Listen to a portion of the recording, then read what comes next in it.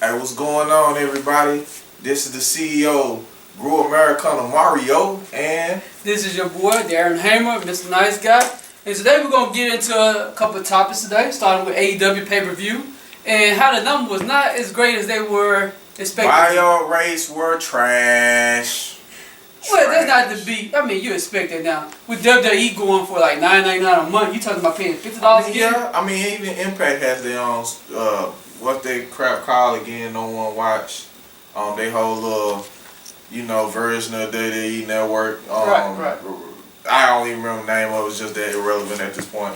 But I mean, yeah, I mean, we living in a streaming world where nobody really buys pay-per-view.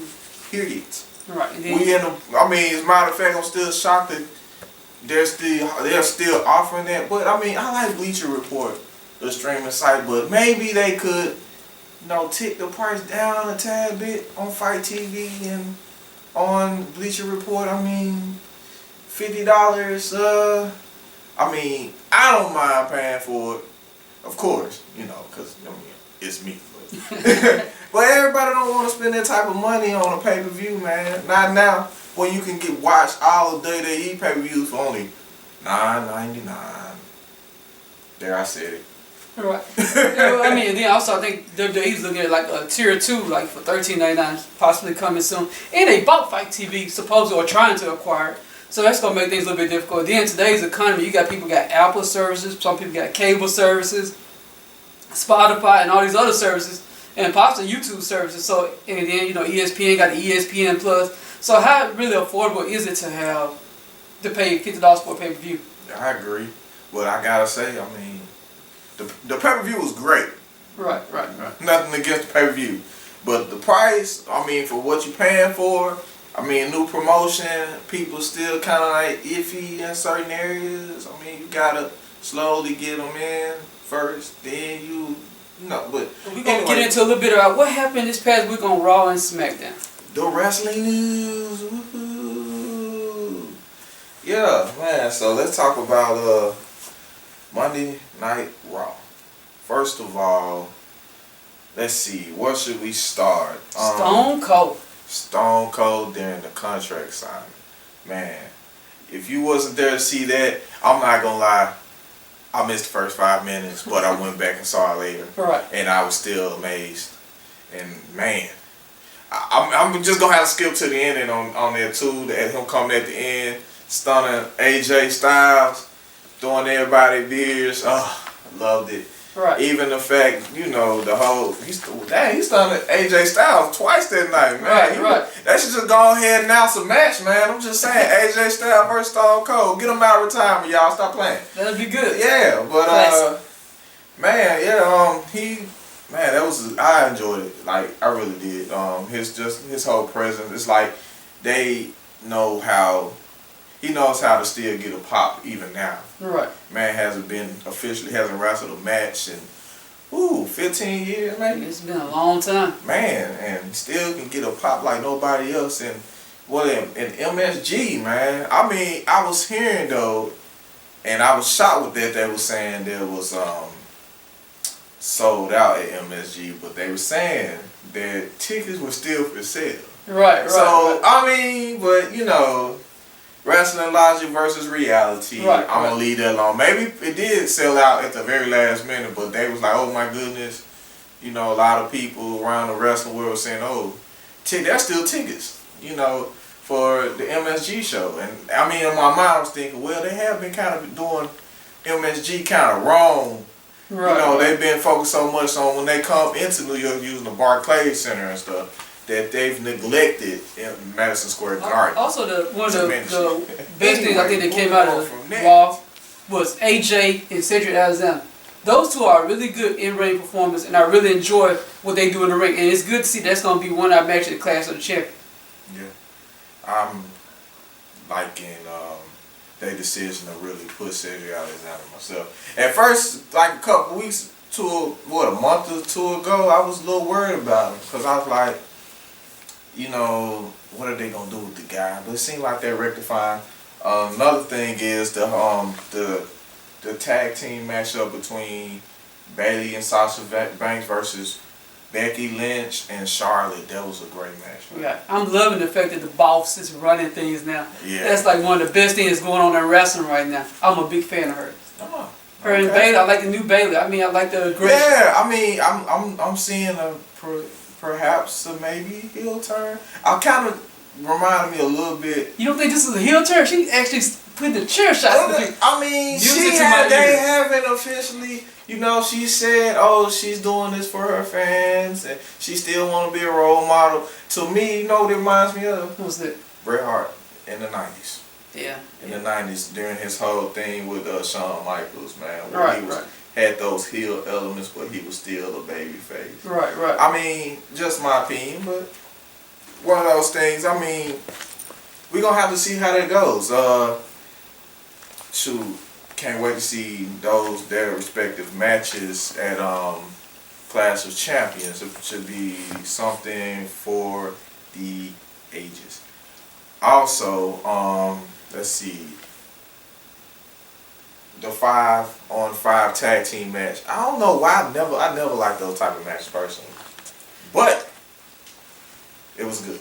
It was good. The only thing about those type of matches, when you try to contain all the action in the ring, just let it be chaotic and go everywhere. Don't try to keep everybody inside the ring. Just let them fight. Just beat the hell out of each other everywhere they can go, in the crowd, outside the arena, inside the arena, on top of the bleachers, everywhere. Just biters laying everywhere. That's how it should be. 5-on-5 should be just a melee. Quiet on set!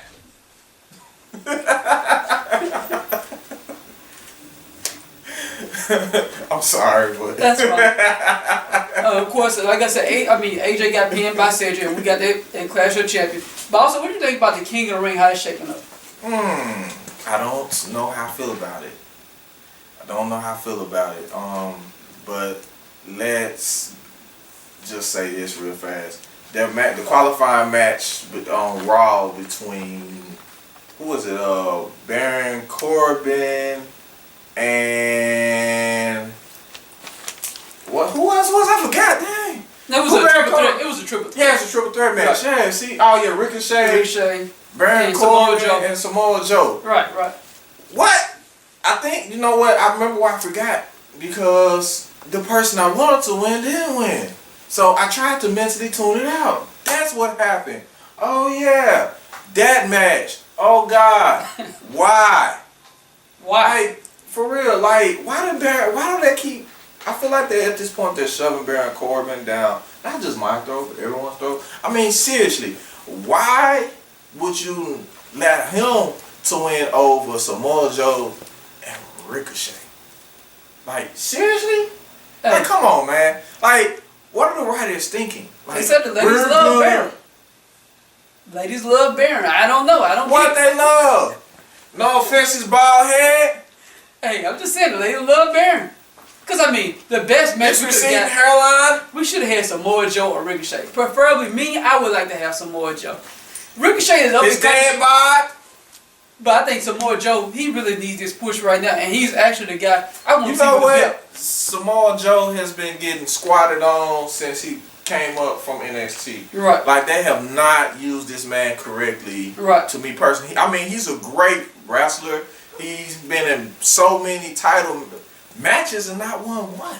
It's ridiculous. We got the United States. I mean, granted though, since you want to speak on the King of the Ring, I understand why a guy like Ricochet or a guy like Samoa Joe necessarily didn't win.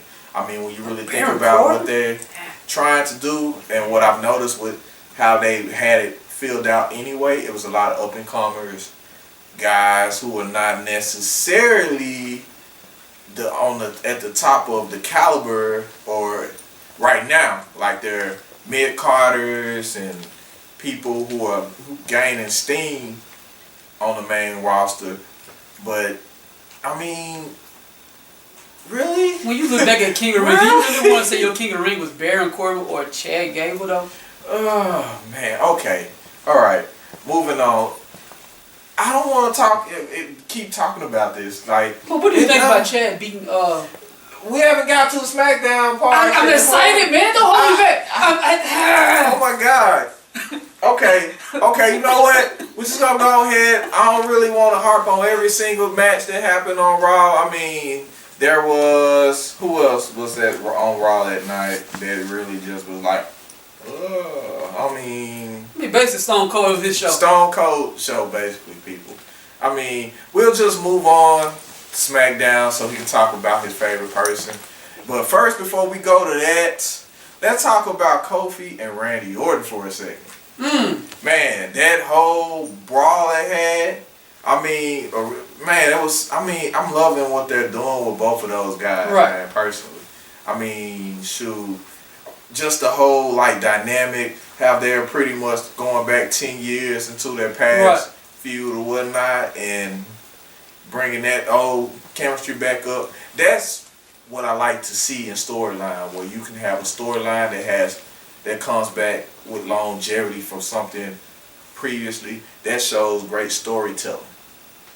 Because, you know, sometimes in the world of professional wrestling, when it comes to kayfabe, we don't really get that long 10-year storyline where we bringing up the something that occurred 10 years ago, 15 years ago. 'Cause it's pretty much either they squashed it or what's the word, or they just forgot about it. Right, storyline just disappeared. Yeah, so, I mean, for them to bring him back, to have this feud and still harp off of those old feelings or whatnot, really good idea.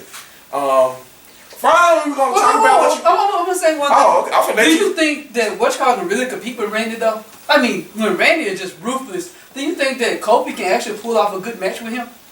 I mean, this match is going to be great, but do you think he can actually beat the fight? Oh, no. What happened? Damn it. What happened? No. Excuse us, technical difficulties. Oh, no. No. No. Don't see the screen. Don't show them the screen.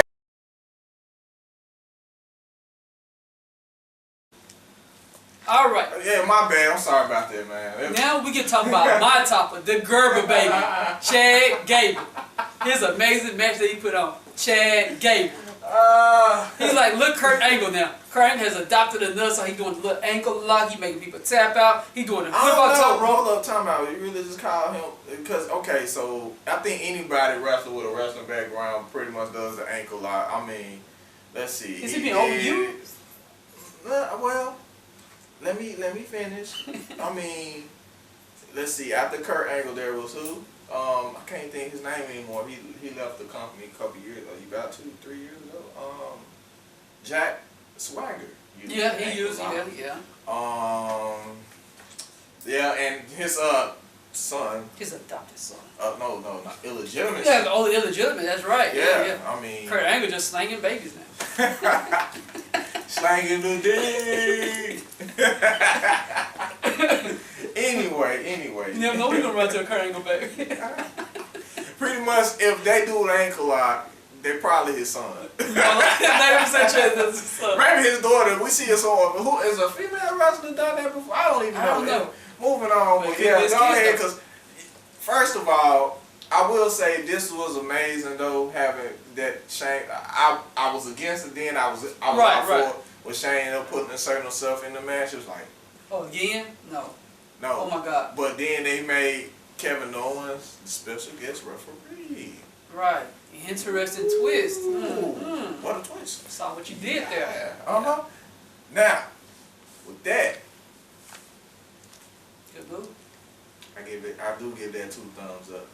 And the fact that, Kevin Owens got fired, they didn't like that. But we know he's not really fired. They're going to have another match because they've had matches before. Beat the hell out of Shane. Yeah. I mean, it's common, people. But like the feud is still going. The feud's still going, I mean, he's the greatest, reigning supreme, blah, blah, blah, blah, blah, blah, blah, blah, blah. I guess, whatever that is. Blah, blah, blah, blah, blah. Of the world.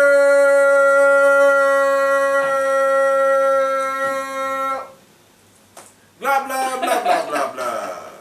Yeah, that's all you get about it. Yeah. At least he's not champion, thank God. Man, thank you. Please do not do it WWE. I don't think they're going to do it. Not anymore. I don't think they want everyone to start that. Oh, speaking of tuning out, since we were talking about pay-per-view buyouts, what about these past 2 RAW Smackdowns being super low on the rating scale? One of the lowest they've had in a while.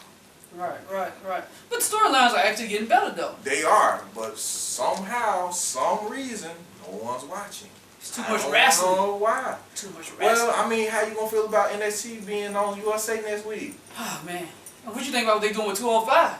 Oh, talking about the counseling? Yeah. 205 Live?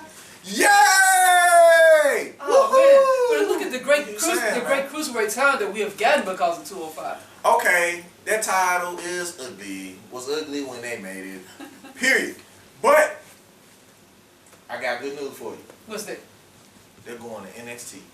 Woo! That might be what the 205 Live roster, well, cruiserweight division should have been all along, personally. But you don't think it'll overshadow it? I'm talking NXT will overshadow 205 wrestlers. Wait, so you saying that the cruiserweight will be overshadowed by the NXT? Yeah, brand. I feel like they're matched well together. I don't really think there's no such thing as overshadowing one another. I mean, granted, both of them up until now had a 1 hour show. I feel like they were blending in well together.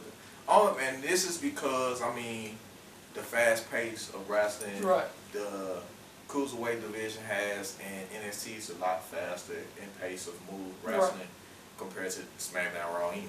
So, Do you think they're going to overdo storyline now with NXT coming to TV now? To USA? I'm hoping that they don't just give us so many storylines. Just let them wrestle. you know, Vince McMahon's going to be having a close proximity of love on NXT now. So, alright, it's already too late. It's too late, man. It's too late. Do it. He's coming and he's going to love the hell out of NXT. Where's a good choke slam on Vince when you want one? Man. Well, it is what it is, man. That's how I look at it. But, I can't wait for next week to watch NXT on my TV instead of on WWE Network. Because, personally, I feel like as good as WWE Network is, NXT was holding that whole entire network together too. Just saying. But I mean, give them more exposure.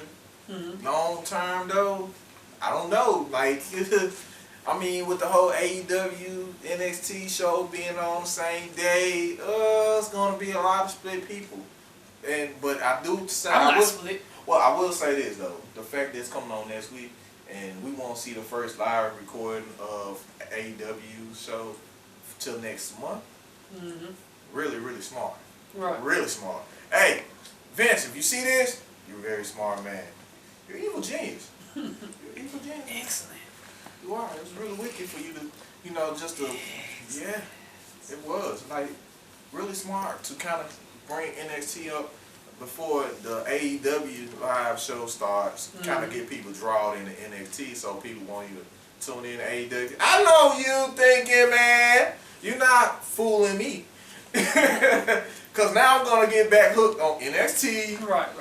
on a consistent basis and be like, why am I even watching AEW? And I'm like, oh no. AEW comes on the same day as NXT. I don't want to miss NXT because AEW's on. Oh no. What should I do? You know what I'm going to do? Do the same thing I'm doing in the Monday Night Wars, switching between the networks. And you want to know the disadvantage you got now? DVR! Ha ha! Yeah. So I might just DVR NXT and watch it after I watch AEW. Did I really go there? Yeah, I did. Anyway, I mean, let's see. I believe that's all we have for today. So we'll be hollering at you once again. Who am I? I am the CEO, Grower Americana, Mario, and this is The residential Mr. Nice Guy, Mr. Darren Hank. Peace.